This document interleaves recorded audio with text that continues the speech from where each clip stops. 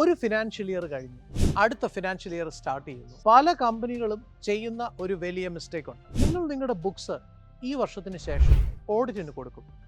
ഗംഭീരമായ financial സ്റ്റേറ്റ്മെന്റ്സും audited റിപ്പോർട്ട്സും എല്ലാം ഉണ്ടാക്കും. ഫയലിങ്ങും കൃത്യമായിട്ട് നടക്കും. എന്നാൽ നിങ്ങളുടെ ഇൻഹൗസ് സോഫ്റ്റ്വെയർ ഓഡിറ്റ് ചെയ്ത ബുക്സ് പ്രകാരമാക്കാൻ നിങ്ങൾ ശ്രമിക്കാറുണ്ടോ?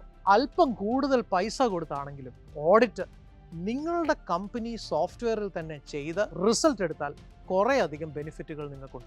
അടുത്ത വർഷത്തെ ഫിനാൻഷ്യൽ സ്റ്റേറ്റ്മെൻറ്റിൽ നിങ്ങൾക്ക് ഏകദേശം നിങ്ങളുടെ പാസ്റ്റ് മിസ്റ്റേക്സ് മനസ്സിലാക്കി കറക്റ്റ് ചെയ്ത് ഒരു മന്ത് വൈസ് വ്യൂ കിട്ടാൻ നിങ്ങളെ അത് സഹായിക്കും.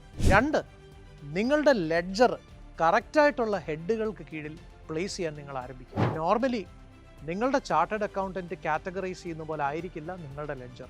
ആ ചാർട്ടേഡ് അക്കൗണ്ടന്റ് കാറ്റഗറൈസ് ചെയ്ത പോലെ നിങ്ങളുടെ ലെഡ്ജർ ആക്കി കളഞ്ഞാൽ അതിൻ്റെ ഗുണം നിങ്ങൾക്കും അതുപോലെ തന്നെ അടുത്ത വർഷം ഓഡിറ്റ് ചെയ്യുന്ന ആ ചാർട്ടേഡ് അക്കൗണ്ടന്റിനുമാണ്. സിമ്പിളായിട്ട് അടുത്ത വർഷം ഇത് സോൾവ് ചെയ്യാൻ നിങ്ങൾക്ക് സാധിക്കും. അതുമാത്രമല്ല, മാസാമാസം നിങ്ങളുടെ കണക്കിലുള്ള ഒരു കൺട്രോൾ നിങ്ങൾക്ക് കിട്ടാനും അത് സാധിക്കും. നിങ്ങളുടെ അക്കൗണ്ടിംഗ് സോഫ്റ്റ്വെയർ കസ്റ്റമൈസ്ഡ് ആപ്ലിക്കേഷൻ ആകട്ടെ, സോഹോ ആകട്ടെ, ക്വിക്ക് ബുക്സ് ആകട്ടെ, സീറോ ആകട്ടെ, ടാലി ആകട്ടെ, ഏതുമാകട്ടെ, അതിൽ കൂടെ തന്നെ ഓഡിറ്റ് ചെയ്താൽ നിങ്ങൾക്ക് ഒരുപാട് ഗുണങ്ങളുണ്ട്.